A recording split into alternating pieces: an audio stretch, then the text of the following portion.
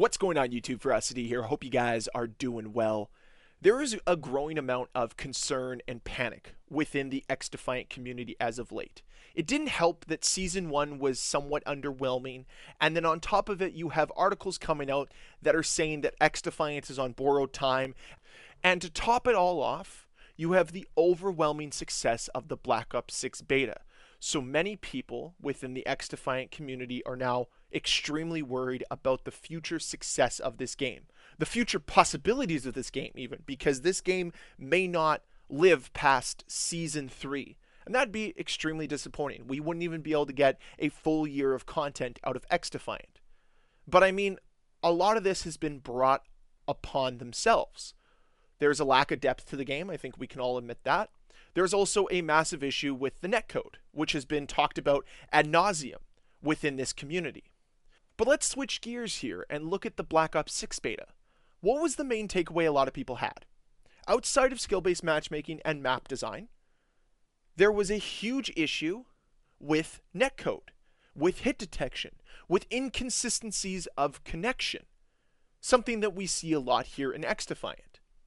And I'm going to present you the difference between Call of Duty and XDefiant with this tweet from Mark Rubin. Netcode is being worked on nonstop by a group of engineers. We have a plan to improve the netcode experience. It is just taking time, but it is our absolute #1 priority. The designers tweaking Sniper Flinch can't help with netcode. If they could, they would. We know the netcode isn't up to par, and we are doing everything we can to improve it. And this has been the consistent messaging from XDefiant from day one. Mark Rubin has consistently responded to the community's concerns. Where are the responses to the community concerns with Black Ops 6? Oh, they're going to put a little graphic out talking about how many players played the game. Oh, they're going to put a little graphic out talking about the map design and the medium to small maps that are available in Black Ops 6 at launch. That's their response.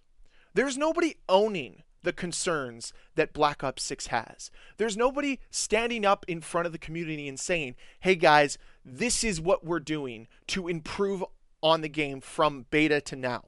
There's none of that.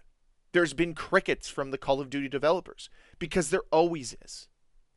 And this is one of the few things that XDefiant has done right throughout their entire life cycle, predating them launching the game, is the fact that they've always had somebody from the team communicating directly to the community. If there is one takeaway I want this community to have, even if XDefiant fails, is that this type of communication from developer to community is necessary and should be the standard for every single game that releases. You should have a face to the game, the way that Mark Rubin has become the face, and Aches sort of as well.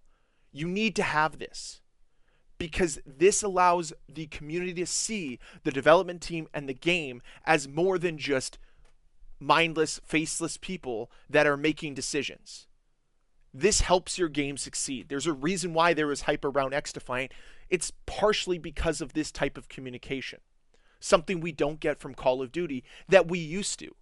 You knew that David Vonderhaar worked tirelessly with Treyarch Call of Duty games. You knew that Robert Bowling worked really hard on MW2 and MW3. He was the face of those games. Both those guys took an immense amount of heat and hate from the community. But at the end of the day, we look upon them fondly because at least they were able to communicate with the community.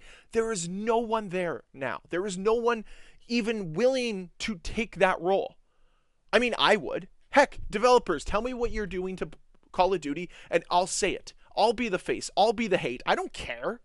At the end of the day, all it's trying to lead to is a better experience. We do not get any type of communication from Call of Duty, and this is where XDefiant has lapped Call of Duty in every way, shape, and form, is the fact that they're at least willing to talk about their mistakes, their shortcomings, and are working to rectify them. I've said many times on this channel that I believe that actions speak louder than words. And yeah, we get a lot of words from XDefiant, not a lot of action necessarily. But at least we get words. At least we get something. From Call of Duty, you get nothing. You get marketing jargon. You get people that are just trying to defend themselves. You get people acting arrogantly from the development team. Never people that put their tail between their legs and say, we messed up, we need to do better. And this is the core difference between XDefiant and Call of Duty from a potential standpoint. I see the potential with Black Ops 6. I see it being a potentially good game. But we have nobody to be in our corner and root with us to say we need these changes made. Maybe there are developers that want to see a better netcode in Call of Duty, see a better anti-cheat, all these little things. But we never hear about it on Twitter. Even sometimes somebody just coming up and saying and acknowledging our concerns would be nice. And that's the difference that Mark Rubin brings to the XDefiant community. And this is why, again, I want XDefiant to succeed. I hopped back onto XDefiant today. There was no massive 100 gigabyte update that I needed to download. The game felt and played just like it has for months. Yes, it still has netcode issues. Yes, there's still a lack of depth within the content. But overall, the game to its core is fun. And that's what people latched onto. This is why people like XDefiant. The gameplay itself is enjoyable. The map design is unbelievable. Rockefeller, the brand new map in XDefiant, absolutely destroys any of the 5 maps we got in the Call of Duty Black Ops 6 beta. And will probably be a better map than anything else we see in that game. And judging by the other maps I played in XDefiant, right away I was like, wow, the map design here is such a step above what we get in Call of Duty. And it's no longer a honeymoon phase with XDefiant. That's long gone from me. I'm seeing the game for what it truly is, which is a fun experience that lacks depth. That's, I think, the 3rd time I've mentioned it, because there's something missing there. But it's very clear from the words and the messaging from Mark Rubin and his XDefiant team that they are changing that. They are going to be adding more depth to the game. They are going to be working on the netcode. They have priorities. What is the priority over at Call of Duty? They're going to release a Trello board that nobody really ever checks, because why would they? And they're never going to follow through with any of their promises, because they never do. Call of Duty Modern Warfare 3 just released 5 variants to shipment and said, here you go, here's the final season. I'm going to get to that in a future video, but that's what Call of Duty is now.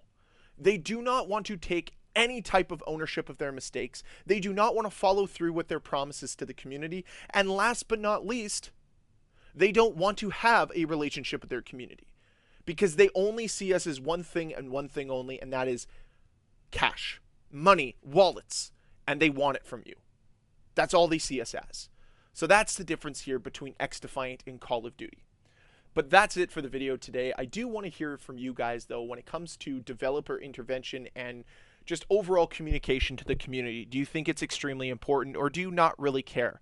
Leave a comment down below and let me know. And as always, guys, if you enjoyed this video, please hit that like button. If you want to see more videos from me, please hit the subscribe button.